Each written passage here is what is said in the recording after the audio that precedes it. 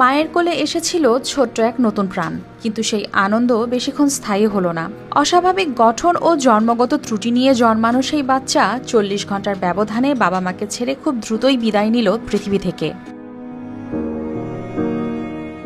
গেল ৯ জুন বিকেলে স্থানীয় বেসরকারি একটি হাসপাতালে জন্মানোর পর তাকে দেখতে ভিড় করেন স্বজন ও উৎসুক মানুষ, কারণ তার হাত পা মিলিয়েছিল ৩০টি আঙুল। পাশাপাশি জন্মগতভাবে তার জিহ্বা না থাকায় বিষয়টি আরও জটিল হয়ে ওঠে।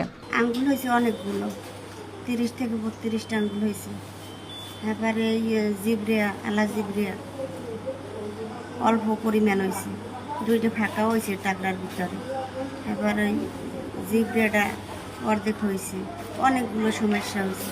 শিশুটি ছিল দিনমজুর বাবার ৫ম সন্তান।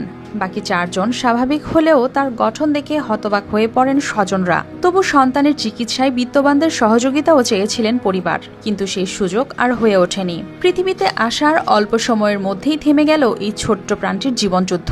বিষয়টি নিশ্চিত করেছেন স্থানীয় গ্রাম পুলিশ। মারা গেছে কয়টা থেকে মারা গেছে? 7:30 সকাল 7:30 না? নিজ বাড়িতে বসি? হ্যাঁ, নিজ বাড়িতে বসে মারা গেছে। আচ্ছা, তার মানে দাফন বা এরকমের কোন সময় কি হবে?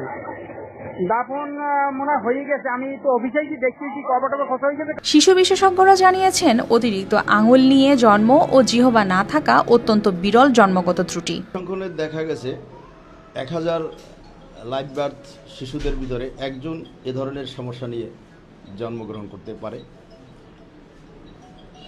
সাধারণত এটাকে কন্ডিশনটাকে পলিড্যাকটাইলিয়া বলা হয়। একসময় যে শিশুকে ঘিরে ছিল কৌতূহল আর আলোচনা, তা এখন পরিণত হয়েছে শোক আর নীরবতায়। News desk, RTV।